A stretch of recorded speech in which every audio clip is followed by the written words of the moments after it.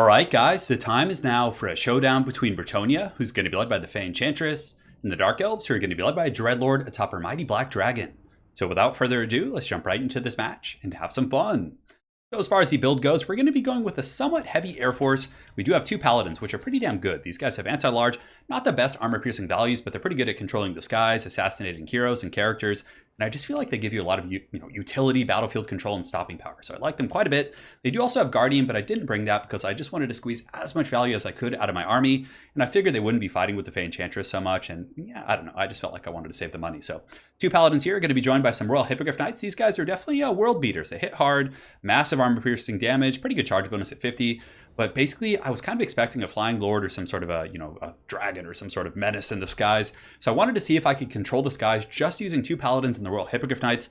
So we'll be putting their names to the test and seeing if they're able to take on this Black Dragon here as well as this Harpy squad. So it's going to be quite a bit of fun. So we have those guys for the main line. We got one Peasant Mob. The main line is going to be Foot Squires, Holy Wardens here, which, they hit hard. I figured they're going to be good against Bleak Swords, Dread Spears, most of the Dark Elf Infantry, with the exception of like Harganeth Executioners, but most people aren't going to bring those against Bretonnia. And yeah, just Foot Squires here. In the back, we have Men-at-Arms with shields. They're going to be the supporting backbone. So I wanted to have a lot of infantry in a relatively tight formation so I could move them in. The Fey Enchantress could then come in with her Mortis Engine effect, which I think has been nerfed by 20%, but it's still pretty damn good. So two Mounted Yeoman Archers up here in the front, and I figured they're pretty good counter skirmishers against Dark Riders, so with the Repeater Crossbows, and they can also poke against like Sisters of Slaughter and Witch Elves, which are somewhat common to rampage the Bretonnian Heavy Cav. It should be pretty fun here for this force, a little bit experimental, but we're going to have some fun and party. Two Knights of the Realm here on the far side to kind of contest the Cav game, and I'm going to be a little bit defensive because he does have four groups, I think, of the Cold One Knights. Yeah, he has a pretty heavy force here for sure. So he has two groups of the Black Ark Corsairs with handbows, Witch Elves, Sisters of Slaughter, front line of Bleak Swords, which will have a pretty good cockfight with the Men-at-Arms. I'm pretty sure Bleak Swords do win in sustained combat. And in the back, he's got three Cold One Dread Knights, which is pretty solid as well. A Dreadlord, I think it's going to be the Sword and Shield variant, so it's going to be the more powerful melee version, and some Harpies, which is good, because if he didn't have these Harpies, I definitely think he would have some problems up in the sky. On the ground here, he does also have a Sorceress with Dark Magic, so he has Soul Stealer, he has the Mark of Pain, which is very, very good against things like my Royal Hippogriff Knight, so man, I'm excited to see how this goes. So without further ado, guys, let's get the show on the road. So my opponent's going to be advancing up the hill here. Sisters of Slaughter do take a little bit of damage, but he does have his Corsairs in the front line, so he's able to get some pretty good pokes here and force me back a little bit, so things are looking pretty hog wild so far. In the meantime, my Knights of the Realm are going to be sitting on the periphery, still trying to get those value shots on those Sisters, and it's definitely going pretty well. Now, I was a little bit apprehensive. I'm like, do I just fly in and go just balls deep and try everything with all my might to kill this Dragon Lord here? But knowing that he has handbows as well as Dark Magic and, Soul Stealer, and I was like, yes, we're going to do it. So the Paladins are going to be flying in, just going for the aerial duel. The two Paladins will definitely do pretty well, but I'm going to be pouring in the Hippogriff Knights as well. Now, they are taking some crossbow damage. Harpies, of course, aren't going to do the most damage. Royal Hippogriff Knights do have 90 armor, so they've gotten some pretty decent buffs to their defensive stats here. But Royal Hippogriff Knights are going to be attacking the Harpies, and we're going to be going fisticuffs. So the one Paladin getting beat up, but we're also getting a ton of damage on the Dreadlord here. So the aerial fight is on, and really, this is probably going to determine the outcome of the game. If I can kill this dragon, I think we're going to be in pretty good shape, but if he's able to fend me off with the handbows and the Dark Magic support, then I think we're going to be in some trouble. In the front line, the Paladins are going to be engaging against the Bleak Swords here, the Paladins, the Holy Wardens, and that's going to be a great engagement as well. Men-at-Arms piling in, Foot Squires going. The frontline engagement isn't looking bad. Fey Enchantress here is going to be supporting, and I do get a collapsing charge over here with Knights of the Realm and sandwich in these Dread Spears, and these peasants definitely feeling like the heroes of Bretonnia. To back up to the sky engagement, you can see the Harpies actually getting forced off. It looks like they were terror routed, and his Lord is pretty low, but I'm starting to take some pretty sustained damage here. Royal Hippogriff Knights with the Mark of Pain really mitigating their damage. The Paladins, though, are in okay shape. So man, just such a close aerial cockfight. And honestly, I don't know if it was the best idea to just fly in, but I just wanted to go fisticuffs and really test the might of this Bretonnian Air Force here. On the far side, the Cold One Knights are able to countercharge me, but I do pull back and get most of my Knights of the Realm out before the Cold One Knights get in there. The peasants, of course, are going to take that beating like champs. And here the Foot Squires are doing a pretty good number out here on these ladies. The Witch Elves taking some damage. Bleak Swords here in the middle getting massacred by the Holy Wardens. But over here, it's going to be a little bit scary. Yes, Cold One Knights coming in, reinforcing Dread Spears. We have broken off the beginning part of the formation.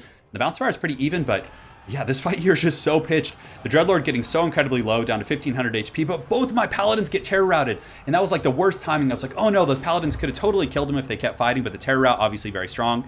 So the Royal Hippogriff Knights, I give them the favor of the Fae. I was like, come on, for the lady, get in there, finish it off. But the handbows, of course, are going to be able to put a ton of firepower into them. And man, this Dreadlord is so low, pretty much like at 1000 HP.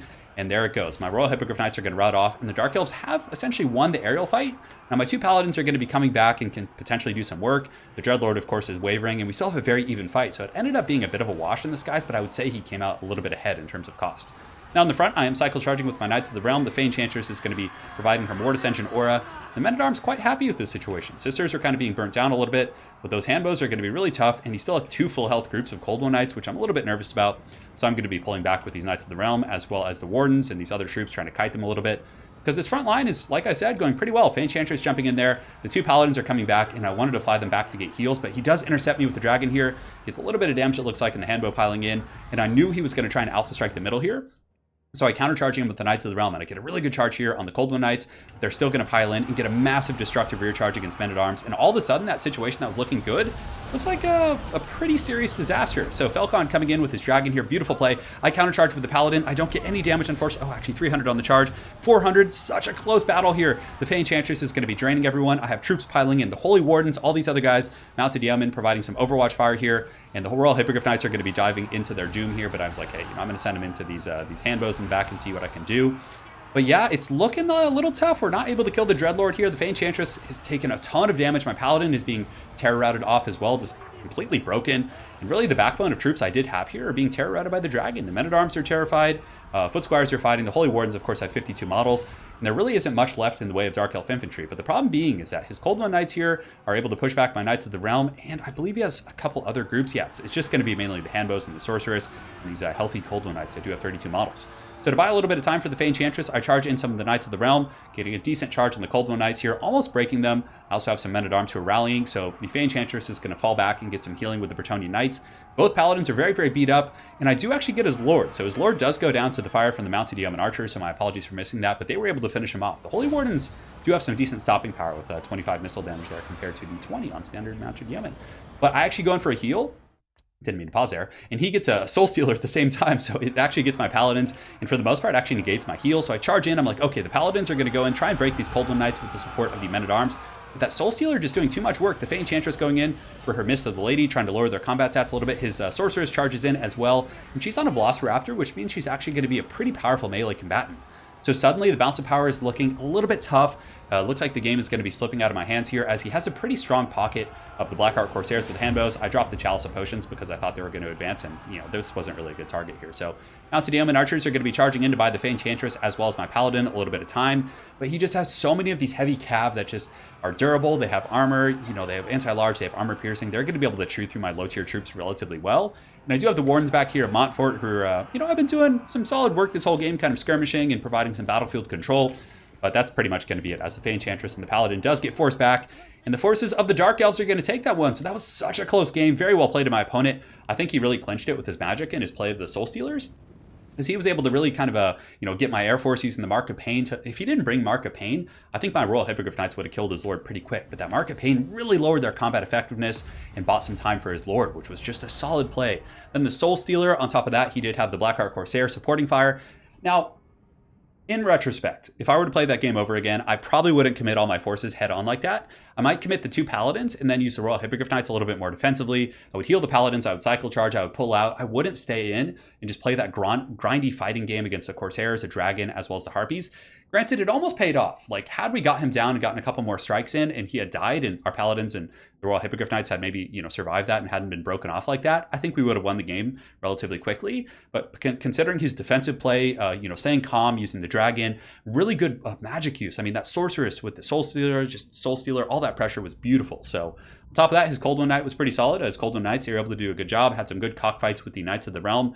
And yeah, I mean, it was a good fight. His Alpha Strike 2 with the Dragon coming in on the Fey Enchantress and the blob of Men-at-Arms was really good. He pretty much gooned my Lord there, pushed me back, and was able to secure his victory from there.